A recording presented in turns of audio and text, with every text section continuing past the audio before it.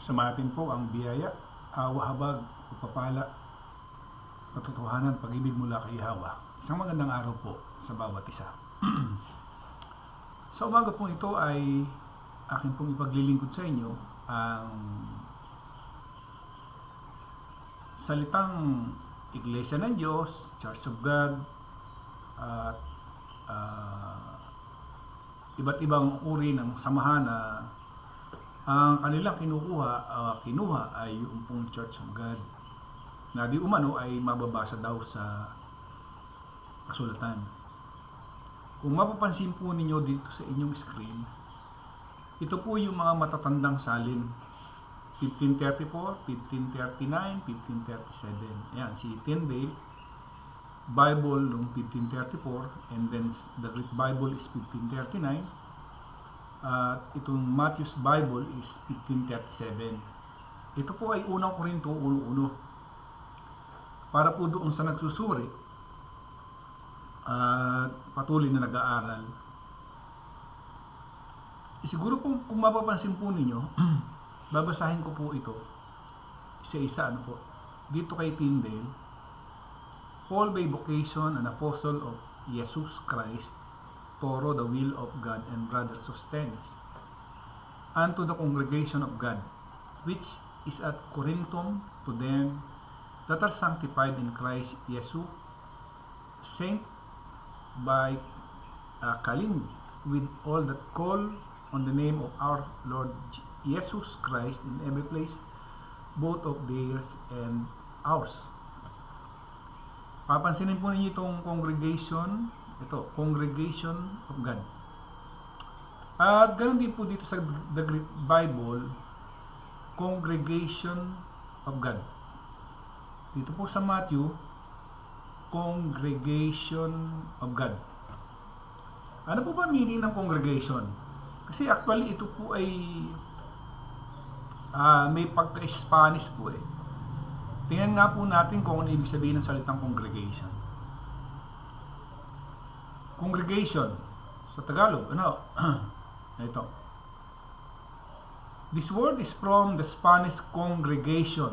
Ayun, tama nga. Congregation galing dun sa Spanish word na congregation, sa Tagalog is congregacion. Congregation sa English, congregacion sa Tagalog. Ano po ba ang mga kahulugan? Mga kahulugan sa Tagalog. Kongregasyon, pagtitipon. Tatandaan po yan pagtitipon.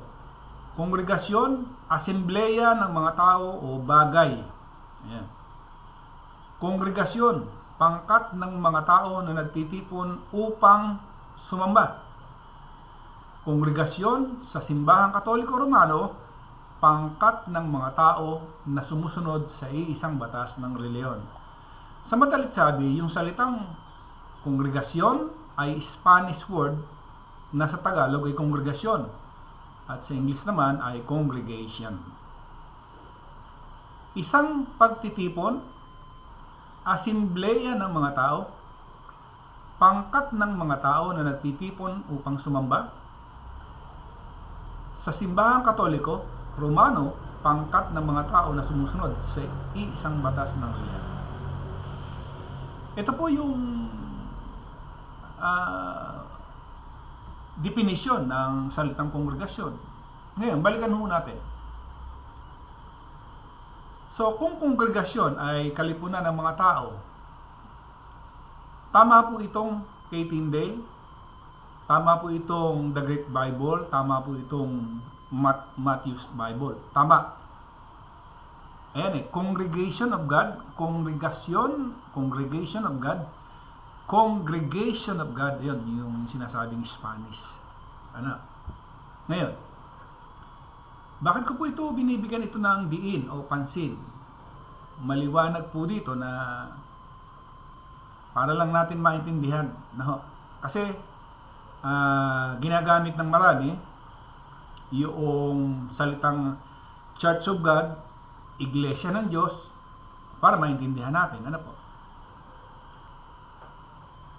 Dito sa Westcott and Hort, GNT, literal translation, ito po ay 1 Corinthians 1:1.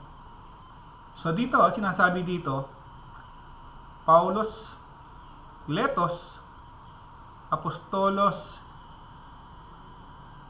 Yesu, Kristo, Tia, Telematos, Teo, Kai, Te, Eklesia, To, Teo, Te, Higias, Minoes, Corinto, Higas, Minoes, Yesu, Letoes, Hageos, Epekalominos. Ayan. Onoma, To, Koryu, Yesu, Kristo, and Panti, Topo, Oton, Kai, Emun. So maliwanag po dito na iglesia ang binabanggit.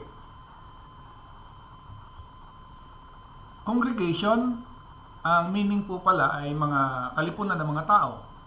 Sa iglesia, ano po ba naman ang iglesia? Kasi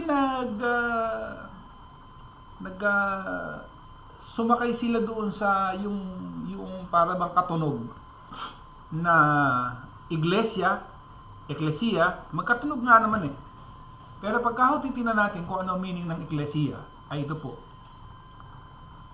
Ayan. Ecclesia, ayun po. Number 1, a gathering of citizens called out from their homes into some public place, an assembly.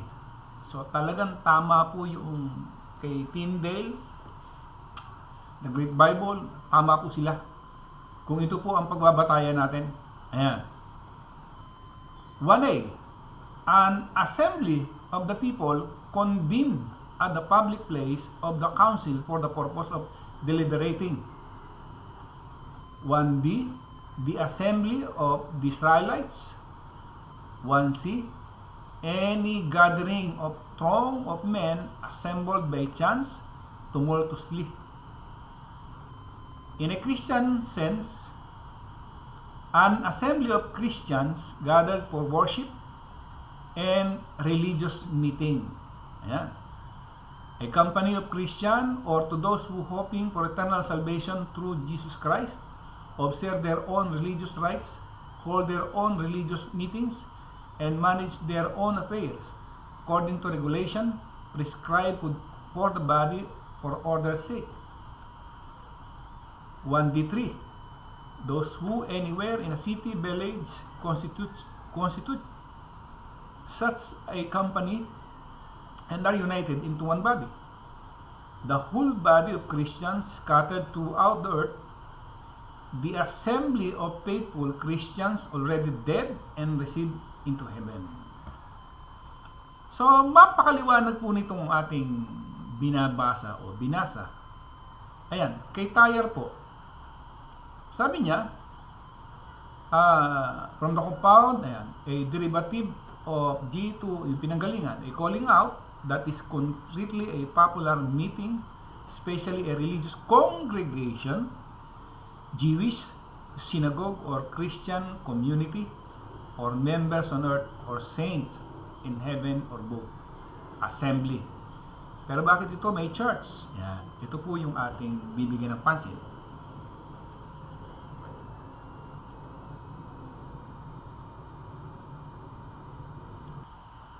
Ito po yung kahulugan ng church.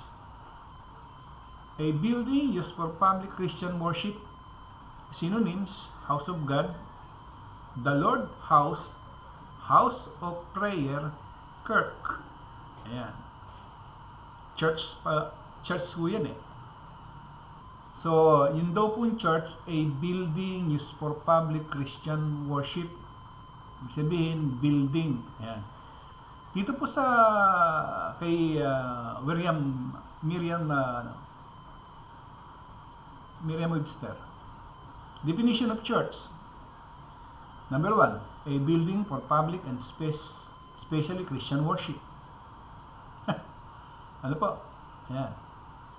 The clerery or official dome of a religious body. So, dito, lumalabas na number 1, a building for public and especially Christian worship. Ano? Ayan.